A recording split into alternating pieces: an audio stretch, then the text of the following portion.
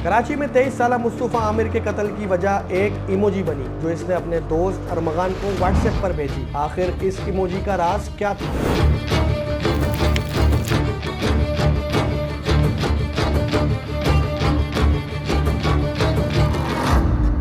मुस्तफ़ा को तशद्दुद करने से पहले अरमगान ने इसकी ज़िंदगी और मौत का फैसला टॉस पर किया।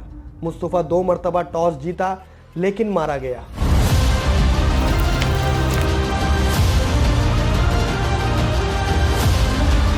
ये भी इंकिशाफ हुआ है कि मारूफ अदाकार साजिद हसन का फर्जंद कई बड़े नामों के बच्चे और बच्चियों को मंशियात फरोख्त करता था। वो कौन सी बड़ी शख्सियात है जिनकी औलादों के नाम छुपाने की कोशिश की जा रही है? सवाल आता है कि इतनी सारी चेक पोस्टों के होते हुए तशद्दुद ज़दा मुस्तफ़ा को सूबे का बॉर्डर कैसे क्रॉस करवाया गया? सवाल ये भी आता है कि इतने बड़े पैमाने पर बाहर मुमालिक से करोड़ों रुपए की मंशियात किस तरह कराची पहुंच रही थी। एक दोस्त दूसरे दोस्त को फिल्मी अंदाज में टॉस करके कत्ल करता है, सिक्का उछालता है और कहता है कि अगर मैं टॉस हारा तो तुझे जाने दूंगा।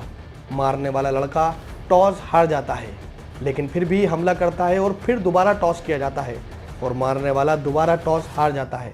हारने के बावजूद वो अपने नौजवान दोस्त पर रॉड से हमला करता है और अपने दोस्त को शदीद तशद्दुद का निशाना बनाकर गाड़ी में डाल देता है। गाड़ी को दूर ले जाकर दम तोड़ने से पहले ही गाड़ी समेत नौजवान को जला दिया जाता है।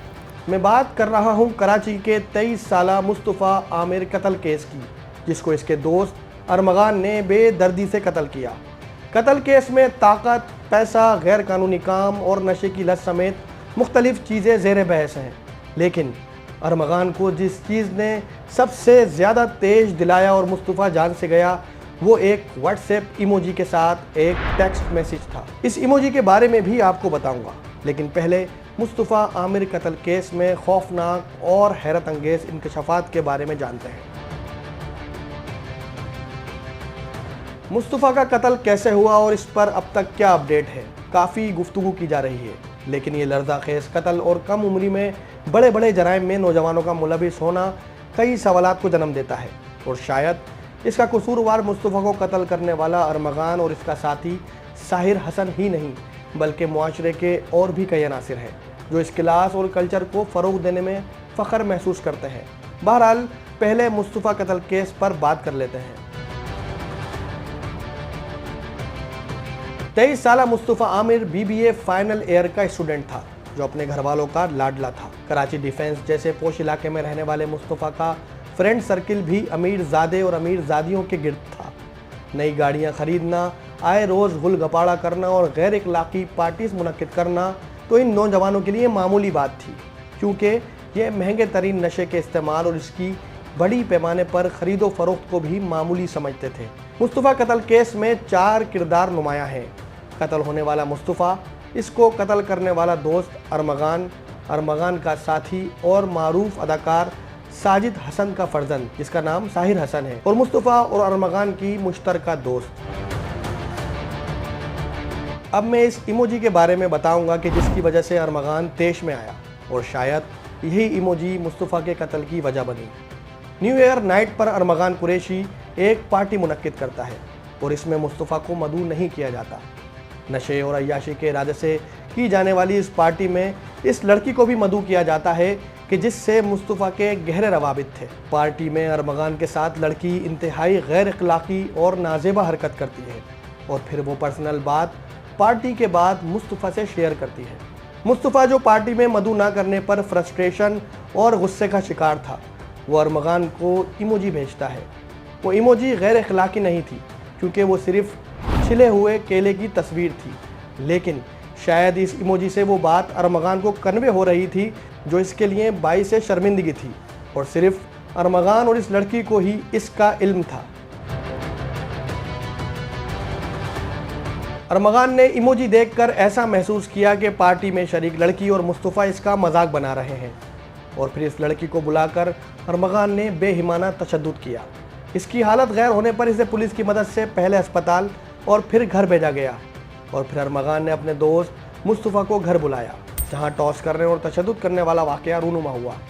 मुस्तफ़ा को शदीद तशद्दुद के बाद गाड़ी में डालकर बलूचिस्तान ले जाया गया, जहां इसे कार समेत जला दिया गया। तहकीकात में ये बात भी सामने आई कि गाड़ी को आग लगाने से कबल मुस्तफ़ा की जान बचाई जा सकती थी, यानी इसे खौफनाक तशद्दुद के बाद जिंदा ही कार में जला दिया गया।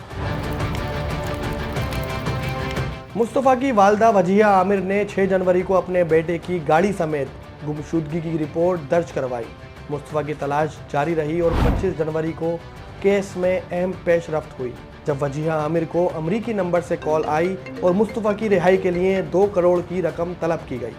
मुलजिम ये जाहिर कर रहे थे कि मुस्तफ़ा अगवा है, जबकि इसकी लाश 8 जनवरी को बलूचिस्तान से मिल चुकी थी। पुलिस मुलजिमान को ट्रेस करती रही और यूं 8 फरवरी को अरमगान के बंगले पर छापा मारा गया, जिसमें पुलिस पर फायरिंग हुई और डीएसपी और अहलकार जख्मी हो गए। इसके बावजूद फायरिंग करने वाला मुलजिम अरमगान पुलिस के हाथों गिरफ्तार हुआ।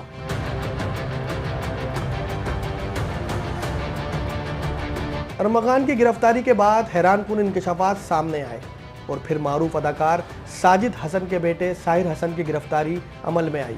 ये गिरफ्तारी गैर मामूली थी, क्योंकि साहिर हसन बड़े पैमाने पर इलीट क्लास लोगों के बच्चों में मंशियात फरोख्त करता था।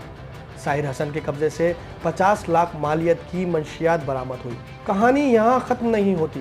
दौरान तफ्तीश अरमगान की निशानदही पर डिजिटल करेंसी की गैर कानूनी मशीनें भी बरामद हुई, जिनकी मालियत अरबों में है। अरमगान एक मुनज़्ज़म अंदाज में कॉल सेंटर का गैर कानूनी या बोगस बिजनेस भी करता था और करेंसी अपने बाहर मुल्क बैठे करीबी रिश्तेदार को ट्रांसफ़र करता था। अरमगान और साहिर हसन पुलिस की गिरफ्त में हैं। मुस्तफ़ा को निजी महफिल का गैर इखलाकी राज बताने वाली लड़की मुल्क से बाहर जा चुकी है।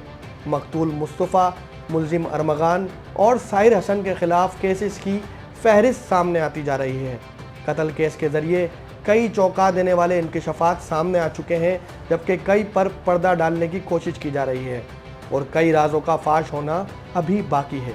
ये केस किसी फिल्मी कहानी से कम नहीं, लेकिन यहाँ बहुत सारे उलझे हुए सवालात गर्दिश कर रहे हैं। इन नौजवानों के खिलाफ मुकदमा दर्ज होना, आए रोज कार रेसिंग और पार्टीज करना और नशा करके दनाते फिरना, क्या ये सब इनके वालिदैन की आंखों से ओझल था? साहिर हसन का मंशियात बरामदगी और गिरफ्तारी के बाद भी इनके वालिद साजिद हसन का अदालत में मुस्कुराते हुए अपने बेटे के कंधे पर हाथ रखकर मंजर आम पर आना किस चीज़ की अक्कासी करता है? क्या इतनी शर्मनाक सूरत हाल के बाद इन्हें अपने बेटे से नाराज़गी का इजहार नहीं करना था? पुलिस इन्वेस्टिगेशन कर रही है, तो उसमें आपको क्या है? मैं मीडिया से और मैं सवाल कर सकता हूँ। अच्छा, आप पुलिस वाला सवाल कर सकते हैं? पुलिस वाला नहीं, मैं आपसे ये अर्ज कर रहा हूँ, तो मैं आपसे ये अर्ज कर रहा हूँ कि एक पुलिस इन्वेस्टिगेशन कर सकती है। हमारे अपने मुल्क की पुलिस, ये हो सकता है हमारे अपने मुल्क की पुलिस। अरमगान ने मुस्तफ़ा को बेदर्दी से कत्ल किया और फिर भी घर में बिना किसी खौफ खतर रहता रहा। ये इस बात की दलील है कि इसको कोई डर और पछतावा नहीं था। शायद वो ये सोच रहा था कि जिस तरह इसके गैर कानूनी कॉल सेंटर के कारोबार, नशा करने और गैर इखलाकी पार्टीज करने पर पुलिस इसकी सरपरस्त बनी हुई थी, तो तशद्दुद और कत्ल के बाद भी इसका पैसा और इसके पुलिस से ताल्लुकात इसे बचा लेंगे। मुस्तफ़ा कत्ल केस पूरे मुआशरे के लिए एक सबक है, ख़ास तौर पर इस सोच के लिए जो समझते हैं कि मॉडर्न बनना है तो नशे का इस्तेमाल किया जाए, बेहूदगी अपनाई जाए और ख़ुद गर्जी के आगे सबको रोन दिया जाए।